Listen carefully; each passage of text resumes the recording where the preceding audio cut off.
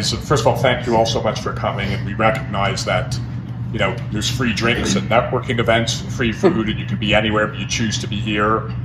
For those of you that need to run out a bit early today, totally understandable, just do it quietly. For those who just arrived, there's tons of seats up here in the front. Feel free to come forward and grab a seat if you want to. You know, the genesis for this, and we did do an event last year, as Joe alluded to, and really, to me, I just think back to October 7th, 2 years ago, when all this kind of transpired, when all this took place. And I recall that G to E, and I remember even saying this a bit last year, how G to E started 2 days after October 7th. And I just remember myself kind of being in a daze as I was going through all these meetings and, you know, kind of feeling like towards the latter part of that week, like that we should be doing something and that I should have done something. And I remember saying to you, Joe, and you, Avi, how, you know, we should have gotten people together and to come in.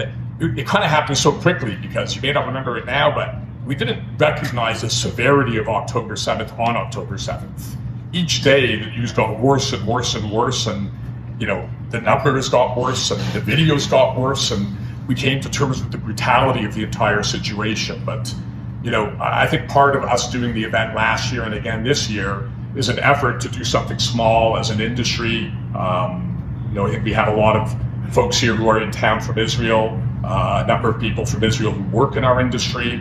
And, you know, you being here today, I think it's all of us collectively trying to do our small part. But, you know, look, we could talk today about a bunch of things and the hostages and the anti-Semitism. But for me, part of today is really about commemoration. And, you know, I've had the opportunity over the last 2 years to meet with a number of people impacted by the anti-Semitism. And many of you in this room, especially those from Israel, have friends or people you know or family members who were impacted. So, you know, and I think part of the purpose today is to just remember those people. And, you know, there's one woman that I met in Los Angeles, and her name was Yadira, and I met her at the Nova exhibit in Los Angeles. And she was there trying to come to terms with, you know, the fact that her daughter was at the hospital. You know, it's a beautiful, bright 26-year-old girl, and she didn't make it out. And spent some time with her at the Nova exhibit, and went with her to lunch the next day and whatnot, and kind of kept in touch. And when I was in Israel, I reached out to her, and she said, you know, would you come to have Shabbat with my Shabbat dinner on Friday with my family? Her husband, her 3 daughters who weren't at the festival, and a couple of grandchildren. And of course I accepted, and I was nervous going there because what is there real, you know, what am I going to say? What is there to say?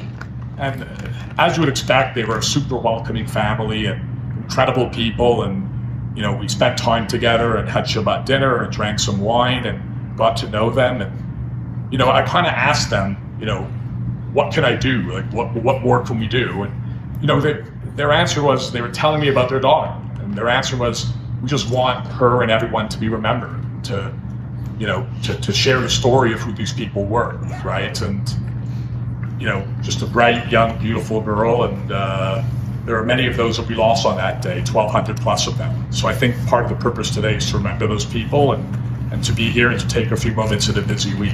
And you know, look, I think that on an optimistic side for me, one of the takeaways from October 7th is that at that time, you know, I think we've come to discover that, you know, the young people in Israel, that next generation, there's a tremendous resiliency there. And in a bit of the time that I spent in Israel, meeting with IDF soldiers and meeting with Nova survivors and, you know, just meeting with young people, they're put in a very difficult situation here, but they're taking the opportunity head on. And I think that, you know, the future of Israel is in very capable hands. And, you know, I think we have one of those people here with us today in Einor, who I'm going to be bringing up momentarily to share his story of that day.